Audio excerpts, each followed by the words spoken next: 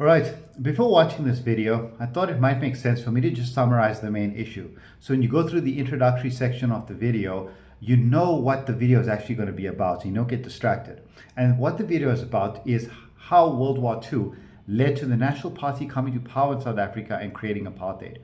During World War II, massive changes happened in South African society.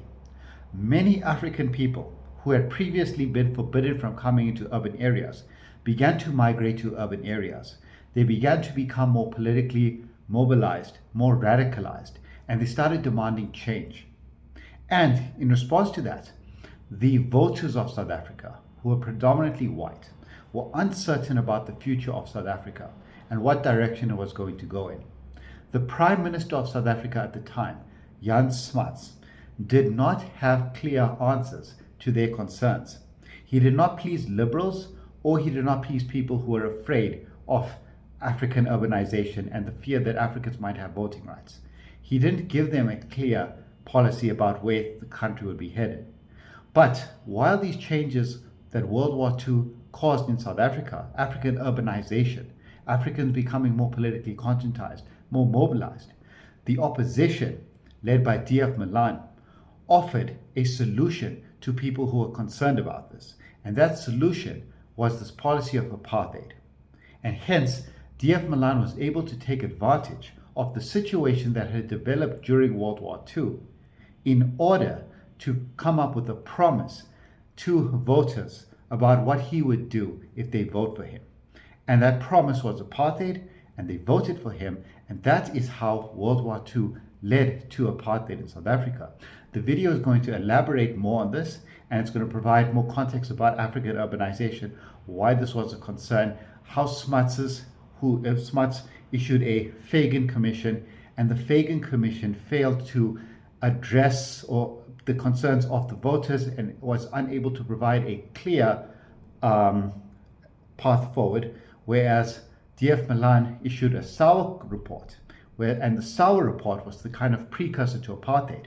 And the Sauer report appealed to many voters who in turn voted for him. And once he came to power, he was able to implement those ideas. So that is in a very, very quick summary of how World War II caused apartheid. Now the video will elaborate more. Thank you. All right. The format of this video is going to be slightly different to the format of most of the videos that have been posted on this channel thus far. In this video, I'm going to go through this PowerPoint, which is based on Chapter 3 from a book called South Africa, The Rise and Fall of Apartheid by Clark and Worger. Now, why I'm going through this chapter is because it provides important insight on three issues. One, the impact that the Second World War had in South Africa. The Second World War created a situation in which the National Party came to power in 1948. In other words, going to look at how the Second World War led to apartheid in South Africa. The chapter also addresses what the National Party did once it came to power in order to create apartheid. And the chapter also gives insight into the transformation and evolution of the liberation movement during this time, how it was transformed during the Second World War, reorganized itself, and then in the aftermath of the Second World War and during apartheid in South Africa, how it fought this new apartheid regime and the strategies it pursued, and its successes and failures in pursuing the strategy. Now, why is this important? Because World War II completely altered the world environment. World War II served as a catalyst of African independence.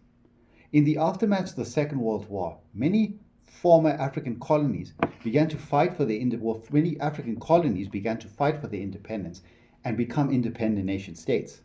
In other parts of the world, decolonization also occurred. The Second World War created a situation where previous notions of European imperialism were no longer accepted. European powers had to give up their colonies, and people who lived in the colonies now had democratic rights. It was the age of the self-determination, an end of minority regimes. Even in the United States of America, the end of the Second World War marked massive changes. At the end of the Second World War, the armed forces in the United States became desegregated. The civil rights movement followed. So the Second World War is generally seen as marking progress, marking more types of racial equality, putting an end to the status quo that had existed prior to the Second World War. But with regard to South Africa, it kind of had the opposite effect.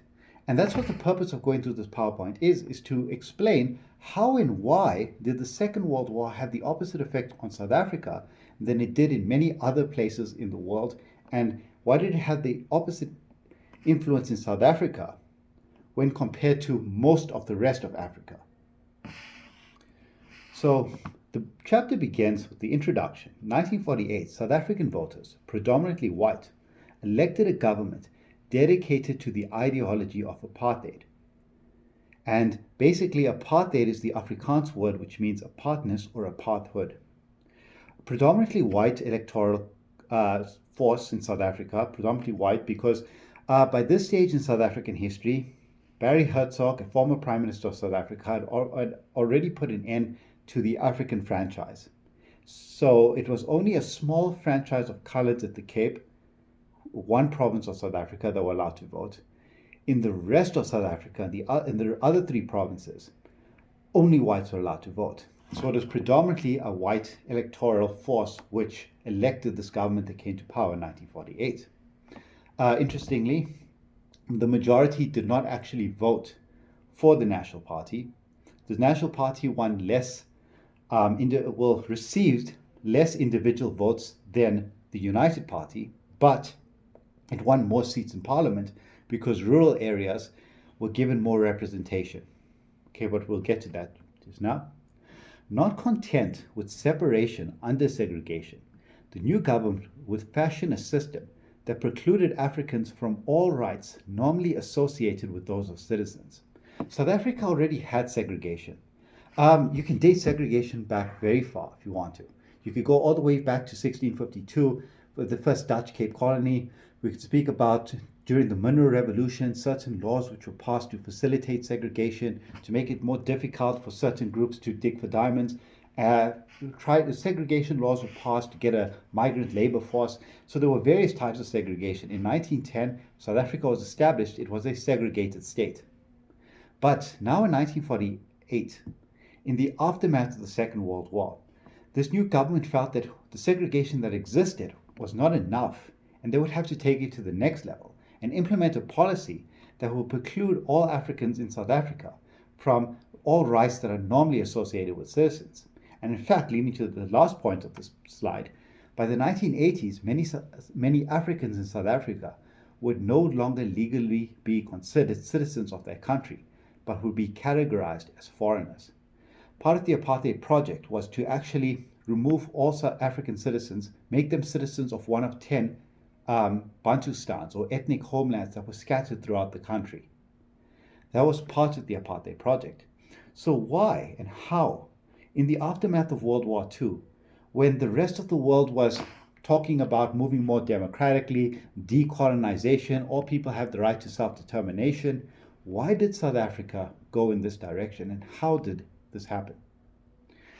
Again, as I say, like the civil rights movements in the United States, decolonization in many colonies.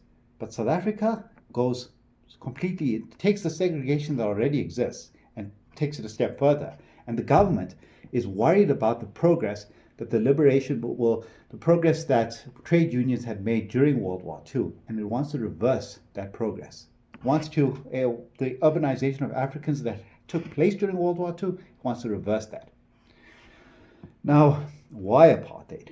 Now, various different perspectives existed for why this happened, and this is one perspective. For some, apartheid was the logical extension of South Africa's own history, a continuation of an intense form of segregation. Indeed, apartheid rested on a long legacy of racial discrimination. Many apartheid laws merely elaborated on previous colonial policies and segregation legislation. Politicians in opposition to apartheid blamed this shift in race relations on new Afrikaner Nationalist Party government that came to power in 1948. In other words, they argued that apartheid was a sort of ethnic throwback to the Great Treks, associated exclusively with Afrikaans society and culture.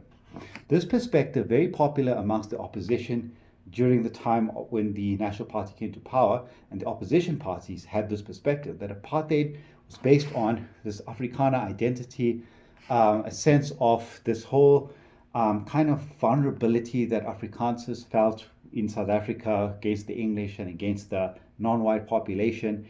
And they blamed it on this Afrikaner nationalism, and they said that this was responsible for apartheid.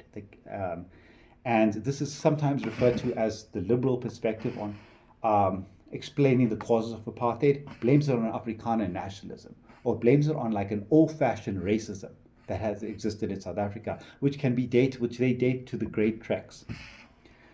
Now there's another perspective that exists as well, a more Marxist sort of perspective. And here, many scholars in the 1970s and the 1980s argue that economic concerns, not history or culture, laid the basis for apartheid. In particular, they asserted that this extreme form of racial discrimination was motivated by white business owners who believed a massive, low-paid African workforce would allow them to make unprecedented profits. Other scholars have argued that white workers and farmers also benefited economically from racially discriminatory laws that protected them from competition with African workers and producers. So another perspective, more Marxist perspective, argues that given South Africa's unique predicament at this point in time, this apartheid was more of a capitalist way of promoting economic growth. Take advantage of this cheap labor force that don't have voting rights in South Africa. Because they don't have voting rights in South Africa, you can pay them very, very little. So the government that came to power sought to create a capitalist state that would benefit the minority by exploiting those who don't have voting rights, as there'll be a very cheap labor force. So this is another perspective. Now, these are just how the Clark and Worger chapter begins, by just summarizing two perspectives that exist amongst critics of apartheid to explain the causes of apartheid. It's up to, different scholars have different perspectives. But now the chapter begins to get into how exactly did World War II cause apartheid. So those are perspectives to explain why perhaps the National Party sought to create apartheid. But here are what the impact that World War II had. The impact of the Second World War. The immediate cause of the turn to apartheid can be traced to events of the Second World War. Between 1940 and 1946, South Africa underwent a huge economic and social transformation as a result of the country's participation in the Second World War. Now, in South Africa, prior to World War II, there was segregation and there were various influx control laws which were designed to restrict the movement of non-whites into urban areas, keep them in the countryside. In 1913, the Land Act was passed in South Africa, which originally demarcated about 7% of the country's land to Africans, remaining 93% for whites. Later, that was extended to 13% for Africans and 87% for whites. It had capitalist motives. Generally speaking, it was to promote migrant labor, get a cheap labor force to come to the urban areas and return to very limited amounts of lands, which limits your ability to be self-sufficient. Okay, now, so these influx control laws, which restricted African urbanization, were relaxed during World War II because there's a variety of factors. But during World War II, there's a huge demand for industry to support the wartime economy, to support South Africa's war economy. Manufacturing needed to move upward. So there was a huge demand for labor. There was also a drought in South Africa. So a lot of people in the countryside needed to come to urban areas. A lot of men, predominantly white men, who had occupied many important urban jobs, skilled positions, were also fought in the war and left the country to join the war effort. And those jobs needed to be fulfilled. So during World War II, these influx control laws that sought to restrict the movement of Africans into urban areas were relaxed. It would have overwhelmed the police stations and it would have crippled the economy in this situation in World War II if they try to enforce these laws. So they relaxed these laws. There was a huge need for labor in urban areas, so it doesn't make sense to stop Africans from coming to the urban areas. So many Africans came to urban areas, especially given the various droughts that were happening in the country at this time. And you had the urbanization of African people as a consequence, partly due to World War II.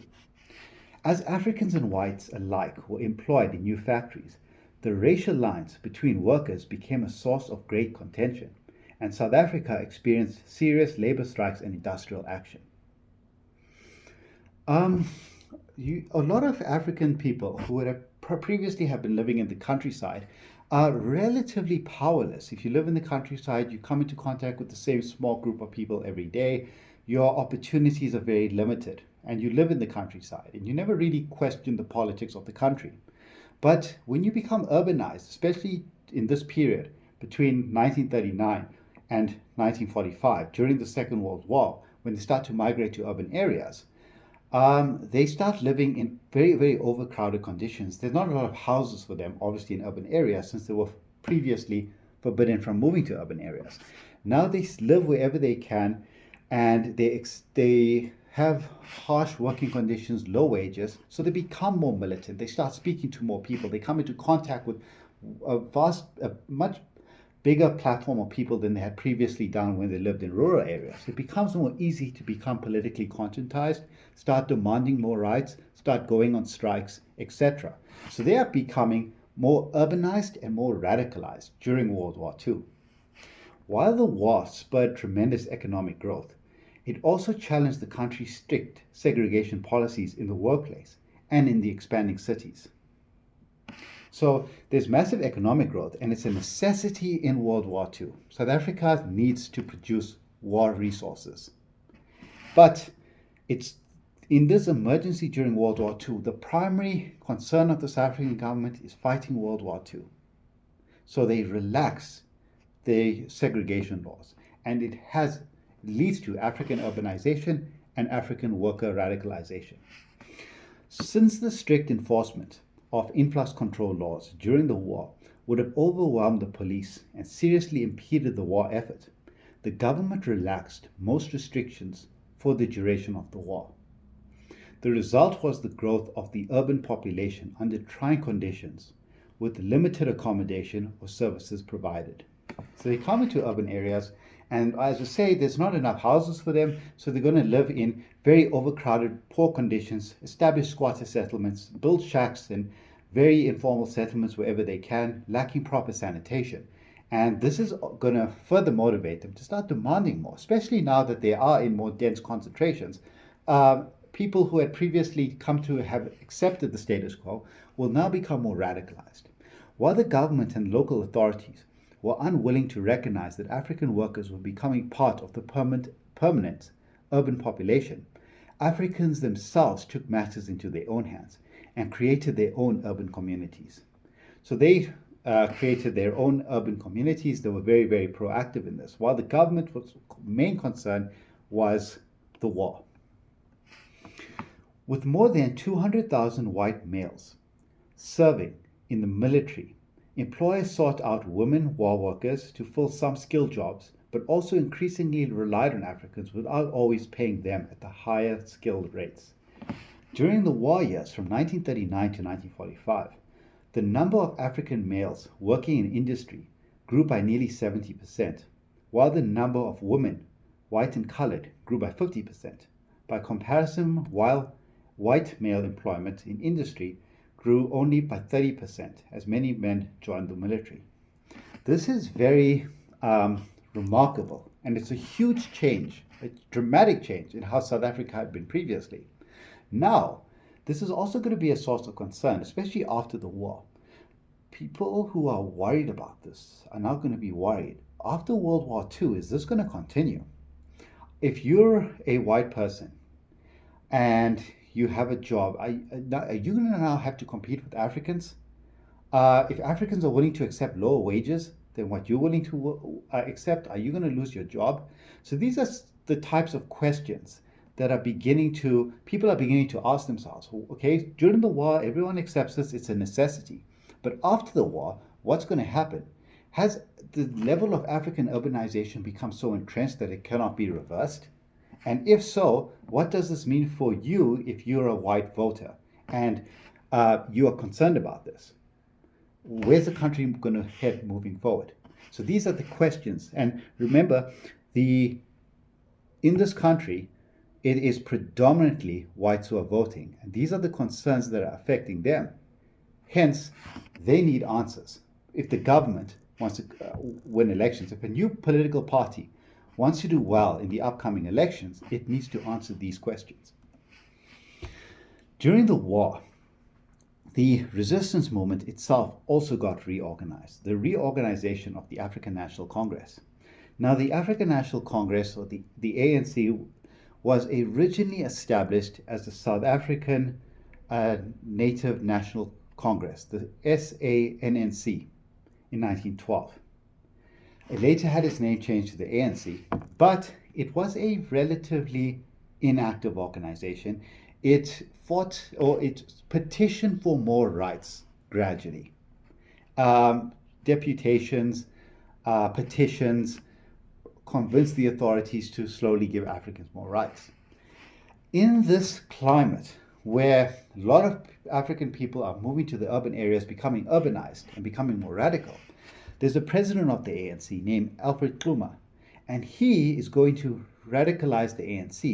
He wants to make it a more active, more virile organization, and he doesn't want it to have the gradualist policies that it had previously.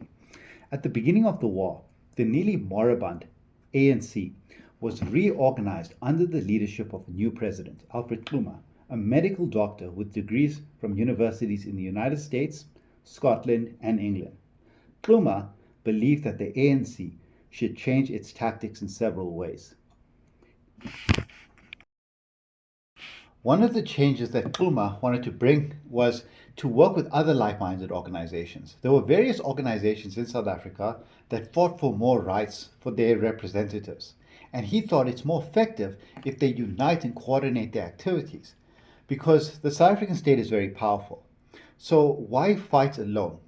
So he encouraged the ANC to work together with other like-minded organizations, such as the Indian National Congresses that also call for universal political rights.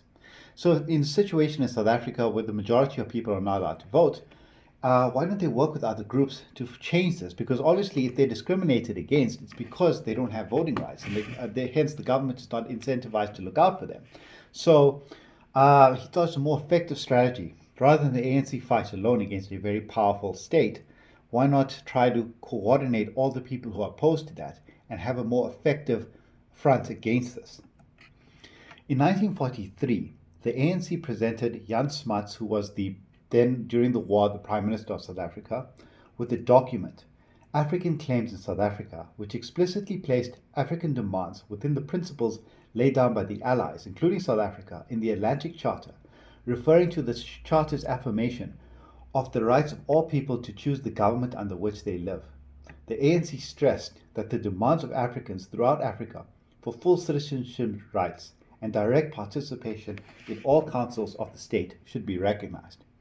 So this is obviously the Atlantic Charter in World War II was a promise that when the war ends, all people would have the right to self-determination and to choose their own government. And Xuma is exposing the hypocrisy that South Africa participates in this Atlantic Charter, but will not give African rights in South Africa.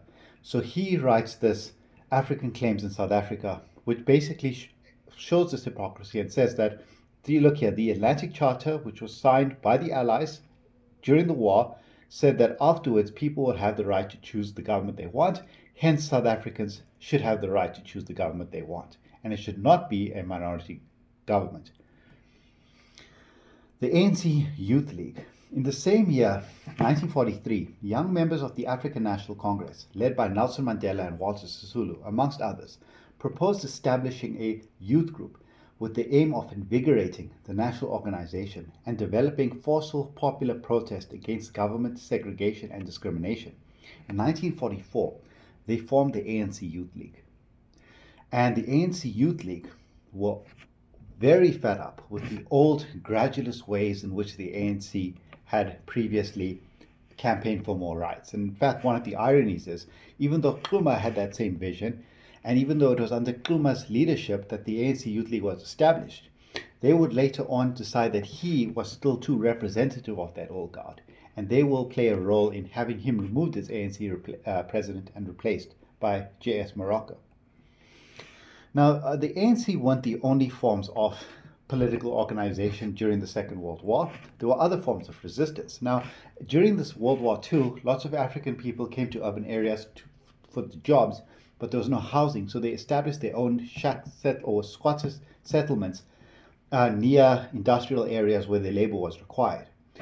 And the squatters set up their own system of local government and taxation under the leadership of James Mpanza, the self-proclaimed king of Orlando encampment and leader of the Sofosonke We Shall Die Together party. This Orlando settlement would actually serve as the basis for the Soweto township that will eventually get established. By 1946, the Council of Non-European Trade Unions formed, and in 1941, they claimed 158,000 members and organized 119 unions. The most important of these new trade unions was the African Mine Workers Union, formed in 1941 by migrant workers who were notoriously difficult to organize, and which by 1943 claimed a membership of 25,000. In 1946, the African Mine Workers Union struck for higher wages in the gold mines and succeeded in getting 100,000 men to stop work. They did not succeed in getting higher wages. The state responded brutally with violence to end this protest. But they did at least demonstrate that it was possible to get 100,000 men in South Africa to stop working, which is a very revolutionary thing at the time. Today, it might not seem that revolutionary, but given the fact that 1910 until the Second World War, there wasn't a lot of examples where you would have mass demonstrations against the state, and the ANC was a very gradualist organization. So the fact that this mine workers union were able to do this would be two things. One, very encouraging for people like leaders in the ANC Youth League who want to adopt this strategy to fight for more rights in South Africa. But two, very worrying to the electoral force who are currently voting. Is this going to be a trend? Is this going to be something that's going to continue? So that's the two impacts of what's going on. As Africans are becoming more unionized and more politicized, there's questions. What's going to happen after the war? Are they going to get rights? Is this going to continue? Will the state be able to prevent this? Is it only a matter of time before they get voting rights? These actions demonstrated the potential strength of organized black workers in challenging the cheap labor system and served to throw fear into white employers and workers alike. Despite these changes in tactics, Africans continue to meet with white intransigence. As Nagbor Mokhlatle wrote in his moving autobiography, The Autobiography of an Unknown South African, Africans were bitterly disappointed during the Second World War. Prisoners of war captured in Europe and held in South Africa were treated better than Africans. And this is a quote by him in his book. As prisoners of war, they, being the prisoners of war, entered hotels, restaurants, cafes, cinemas, and enjoyed outdoor life in parks, all denied to us. Africans who served them were ordered to call them master, because Smuts' doctrine of white superiority, the master race concept, they lived in South Africa far better than we did. South Africa was a paradise for them. So this is obviously very discouraging for African people in the country, where prisoners of war who are taken and captured in South Africa are treated better than African people. And this is obviously a very concerning issue to Africans, but it also something that motivates them when the war ends to really fight for rights. Indeed, Mokhlatle remembered the way South Africa used to break our hearts. Sorry, I'll say it again. Mokhlatle remembered the way Smuts, the Prime Minister of South Africa, used to break our hearts during the Second World War. He helped write the Charter on the United Nations after the war, inserting the words that peoples of the world deserve equal human rights and liberty. Yet when asked by nationalist politician D.F. Malan, do you include them the non-white races in those words, Smart replied, "You know well that I did not include them in those words. They are not our equal and will never be our equal." Now, Smarts helped draft the Atlantic Charter, which spoke about all people having freedoms, right to self-determination at the end of the war. But interestingly, after the National Party government did come to power in South Africa, there was a debate with Smuts and Milan, in which Milan had exposed Smuts's segregation policies preceding the National Party victory. So when Smuts tried to challenge Milan on grounds that what apartheid is immoral, Milan pointed out some of the discriminatory legislation that Smuts had passed and made Smuts very uncomfortable. Now, going back to this topic about how the Second World War served as a catalyst for African independence, the National Party and the United Party are the two parties in South Africa that are going to vie for the 1948 elections. And it's the fact that the National Party won, which is why we have the story of apartheid in South Africa. So how, in the aftermath of World War II, did the National Party win the 1948 elections? So the two leading parties, the United Party, which was the government at the time, increasing African dissent and protest from African unions, African political parties, or African squatters, led to demand from white voters for stronger laws and tougher action. So all these issues that happened during World War II, urbanization, radicalization of Africans, raises questions amongst white voters. What's going to happen next? And some want stronger laws and tougher action. As soon as the war ended, the two major political parties representing white voters each began to address what white voters viewed as a growing crisis. So the people who are going to decide the government of South Africa, 1948, have concerns. And the two political parties who are competing for control of the government in 1948 are going to have come up with suggestions or solutions to these concerns. The United Party in power throughout the war years, including English and Afrikaans-speaking whites, issued the Fagan Report in 1948, outlining its proposals for dealing with African urbanization, while the opposition, the HNP, or Reconstituted National Party, issued the Sauer Report. Both parties acknowledged that African labor was necessary for economic growth and that African migration to cities had become a serious issue.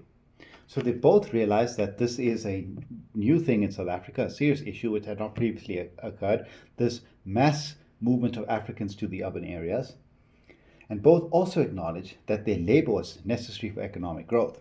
For South Africa at this time, for the economy to grow, they cannot, whether you want total apartheid and separation of the races, whether you are the extremist, most right-wing individual that just wants total racial separation in South Africa, you acknowledge that that's not going to be good for the economy. For the South African economy to thrive, you need a low labor force. So both acknowledge that African labor is necessary for economic growth. The United Party's Fagan Report. Its Fagan Report concluded that Africans were in the cities to stay and that complete segregation was totally impractical. But the United Party dismissed any notion of giving Africans political rights. In effect, the Fagan Report was a defense of the United Party's policies throughout the war that offered no remedies for containing African unrest and opposition. So the Fagan Report, which is Jan Smuts' United Party's solution or response to these concerns amongst the voters, is basically more or less the same that had continued during the war. He says, well, African urbanization is inevitable, but says Africans will not be given the franchise. Okay, but that doesn't actually amount to anything. It's very, very vague. The Reconstituted National Party, on the other hand, blamed African unrest on the effects of urbanization and argued that Africans should remain in the countryside, later to be called their homelands, where they would continue to live in traditional tribal societies. One wing of the Reconstituted National Party, including teachers, lawyers, workers' organizations, favored total segregation to protect white voters from being swamped by Africans. This group argued that total segregation of the races was politically justified and morally defensible. So this was a very extremist viewpoint within the HNP, or the Reconstituted National Party. Total segregation would include the removal of all Africans from the economy in order to protect the jobs, wages, and dignity of white labor. Under this scheme, only African male migrant workers would be allowed into the cities to work in most menial jobs, and all African women and children would be barred from the cities. This was a radical proposal conjuring up the threat of huge labor shortages throughout the industry, despite assurances that white immigration and greater mechanization of production would meet the need. So this was a very extremist viewpoint, but it was just unfeasible. Despite any promises that greater mechanization or white immigration would help, people realized that this would just not work. It would cripple the economy to bring about total racial segregation. And in fact, this is one of the contradictions of the National Party's policy of apartheid. And Deborah Posel, a scholar on apartheid in South Africa, has basically argued that apartheid was what the National Party did in power to manage its internal contradictions and pressures, external outside pressures. In other words, this internal contradiction. On the one hand, the government wants to bring about total racial segregation, separation, remove the African population from urban areas, relocate them into the reserves, which would become the Bantustans. But on the other hand, that is not good for the support base of the National Party, which would be which would want, especially Afrikaner whites who are lower paid than English-speaking whites. They want to have their wages reach English-speaking whites. They want the economic conditions to improve.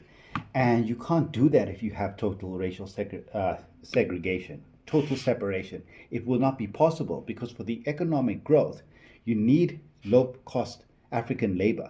So apartheid is trying to manage this contradiction of having Africans in urban areas to provide that low labor force, the low-paid labor force, while stopping Africans from becoming urbanized and bringing their families and getting more rights and eventually voting.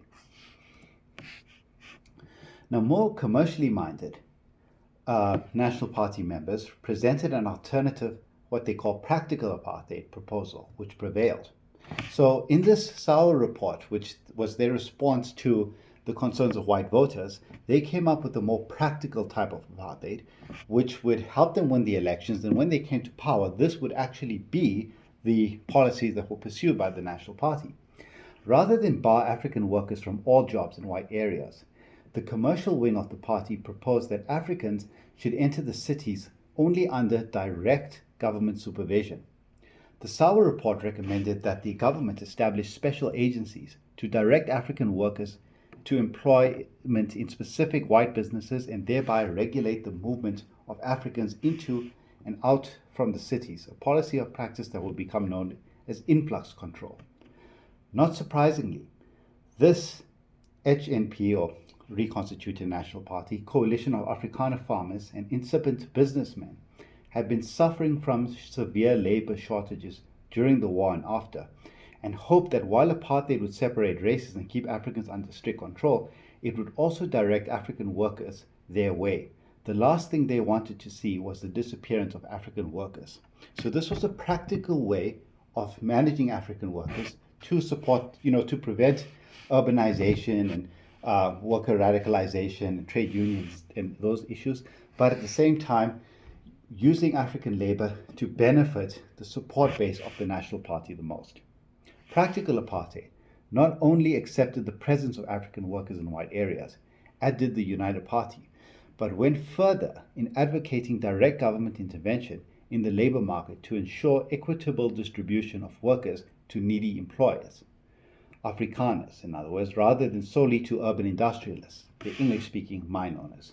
So it was sought to the National Party support base, Afrikaners who need cheap labor, and it was sought to get African workers to where their labor was needed the most. The perspective of the National Party in DF Milan would be, choice between us is one of two divergent courses.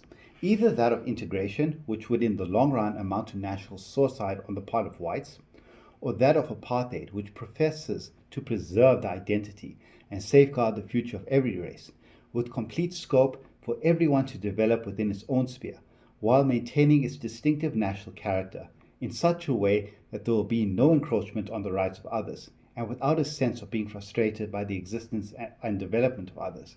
It is the primary task and calling of the state to seek welfare of South Africa and promote the happiness and well-being of its citizens.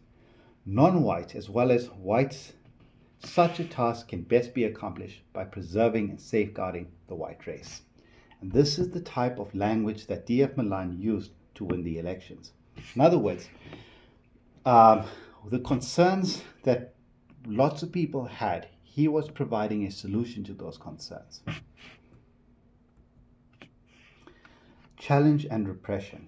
Okay, I think I'll end this video here, and I will continue with this at a different stage, because now we're entering into the different topic of how the resistance movement fought against, or how the resistance movement evolved during the Second World War.